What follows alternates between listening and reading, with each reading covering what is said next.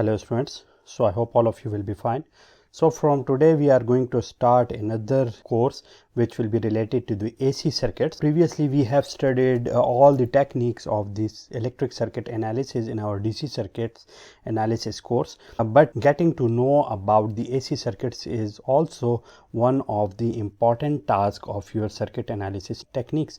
Okay, AC circuits behaves somehow different as that of the DC circuits just because of the phases of different elements here, and what elements we will use here. DC circuit elements were basically the resistive elements, but now in our AC circuits what we are going to do, we are going to discuss some more elements, and one of those elements is this capacitor and the other element will be this inductor. Okay, so the capacitor and inductor are basically the energy storing devices. Capacitor stores energy in the form of the electric field, while the inductor stores energy in the form of the magnetic field. Okay, this capacitor is represented by C while inductor is represented by L.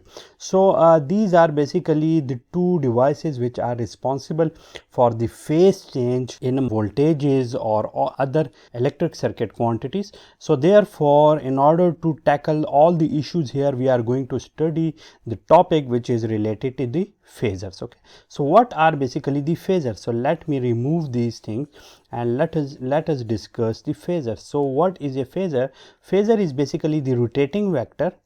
Okay, why is this called a rotating vector? Because it just have two quantities which are related to this. So the first quantity, it has basically the amplitude it has. So let me have this amplitude called A absolute, and it has also the rotating angle which is called theta. Okay, so with these two quantities this vector is represented, and in order to represent many quantities in our circuits we will use this one. Okay, so what is the example? So suppose we have the first quantity here in our electric circuit. Okay, so let me first remove it and draw it correctly.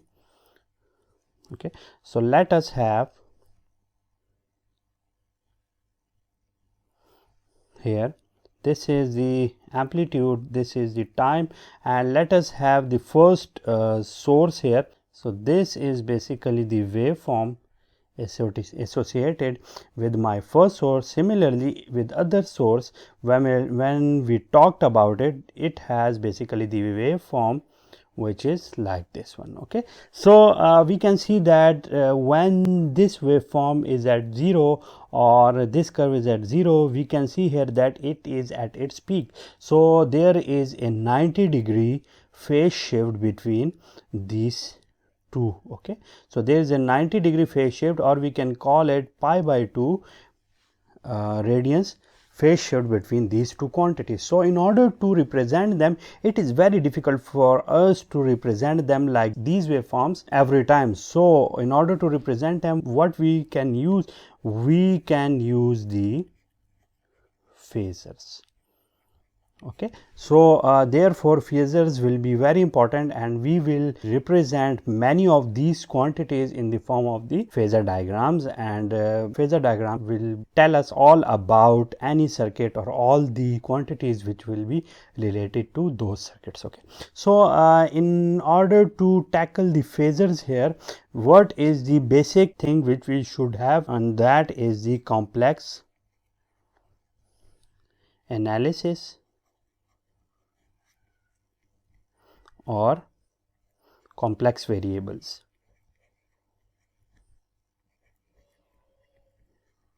So what are basically the complex variables?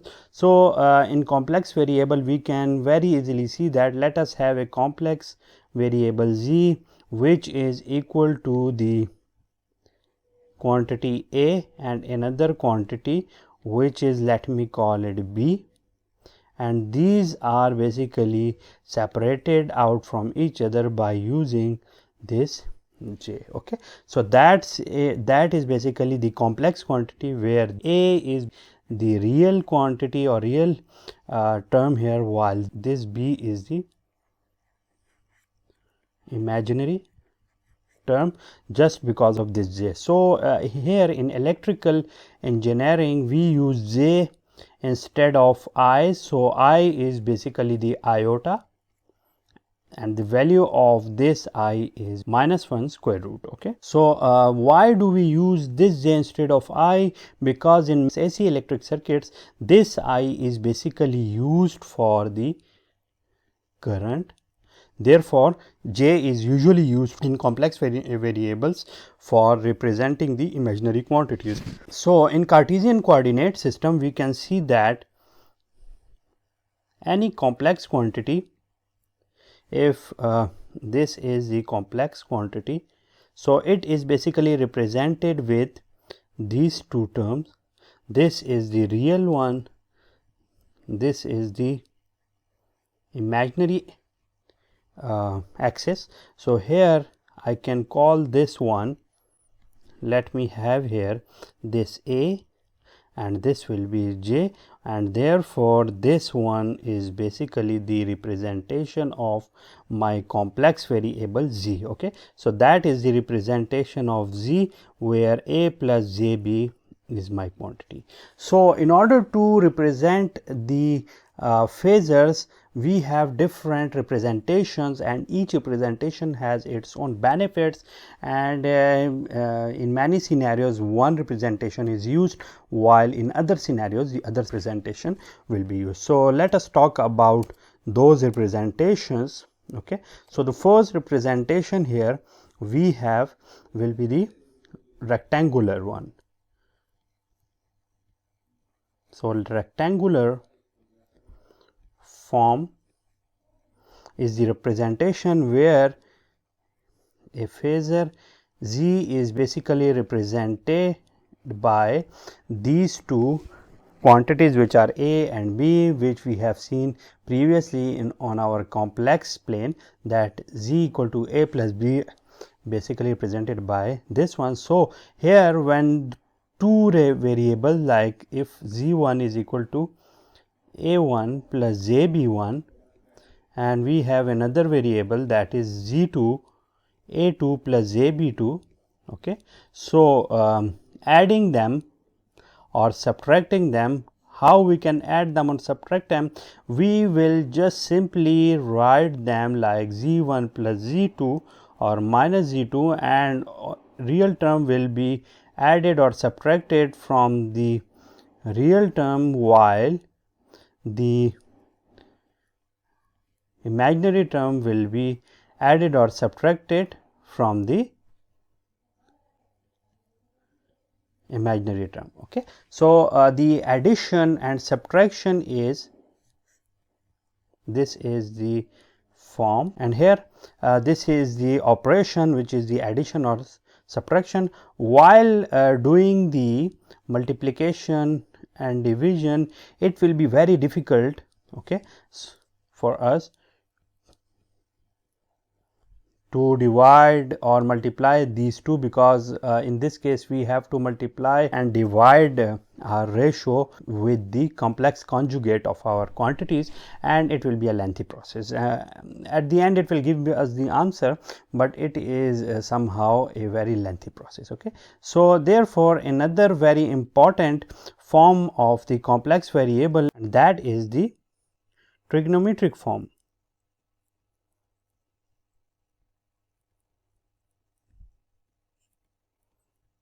Okay. So in trigonometric form, how my variable z is represented? So z is represented by a cos of theta plus a sine of theta, and here in between them what we will have, we will basically have a term which is this j, and it will make it what? It will make this complex quantity. So what will be the value of a here?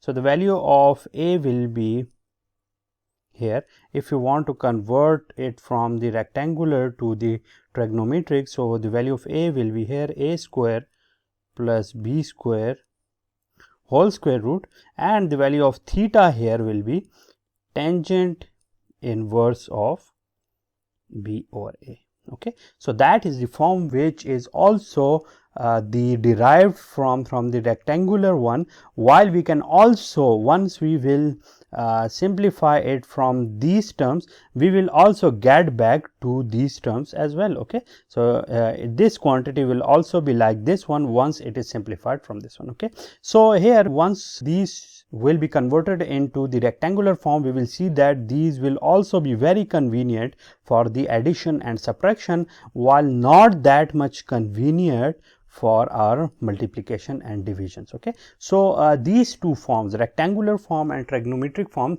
these are basically the recommended forms for the addition and subtraction, while for the multiplication and division we are going to discuss some other forms. Okay, so once if we have some complex quantities or the phasors which are in some other form, so in order to add two or more than two phasors in a convenient way, we will have to convert them into the rectangular form or in the trigonometric form. Okay, so let us go forward.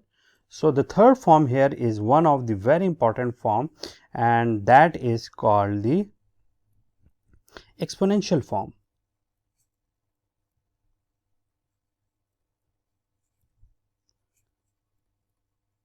Okay, so what is basically the exponential form? So here we have seen that while converting any form from the rectangular to trigonometric form, what were basically the important things? This a and this theta. Okay, so in order to represent them by using the Euler's formula, so according to the Euler formula, exponential of j, let me call it phi, is equal to the cos of phi plus j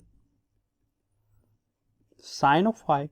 Okay, so when this will be converted into the exponential one, what we will get? We will get here a and exponential of j theta, which is also the z. Okay, so we have seen that this, in this form we have two terms, one is this amplitude, the other one is this theta, so that is basically the exponential form. Okay, so similarly in adding them, the first column here is for the addition, so adding two exponential terms or subtracting them is not that much easy. If this is theta 1 and this one theta 2 and this is a 1 and here we have a 2. Okay, so this is not a very convenient way or convenient operation for the exponential one, but if you want to multiply z1 and z2, while z1 and z2 are basically in the exponential form, so what will happen? You will have here exponential the j theta 1 multiplied by a2 exponential of j theta 2. So what will happen? These two a1 and a2 will be multiplied together, a1 a2, while if the bases are same, then the exponents will be added. So here I will get theta 1 plus theta 2. Okay, so this is for what? This is for the multiplication, and for the division I will also have the form which will be a1 divided by a2 exponential of j theta 1 minus theta 2, and you can very easily see that this is for z1 by z2, while here this is one for z1 multiplied by z2. Okay, so this is for the multiplication and division, and we have seen that exponential form is very convenient for the multiplication and division. So if we have phasors in the form of the rectangular trigonometric forms and we have to multiply them together or divide them together, what we have to do? We will convert those quantities into the exponential forms so that multiplication and division will be easier for us. Okay, so that is the exponential form. So the last one here is basically the polar form.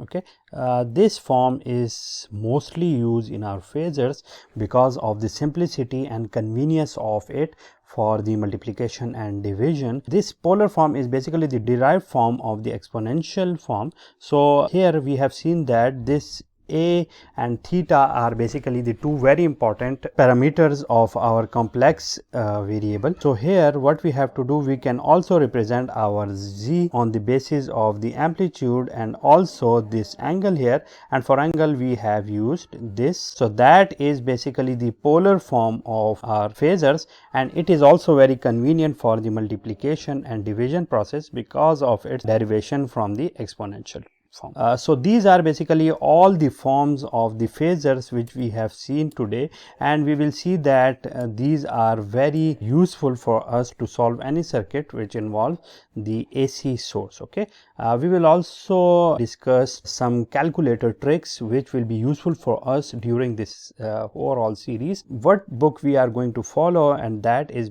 the book which is by Boylested. So with the passage of time, I will also introduce you with some other tricks as well. So till then, take care of yourself, and I'll see you with some other lectures and other circuits very soon.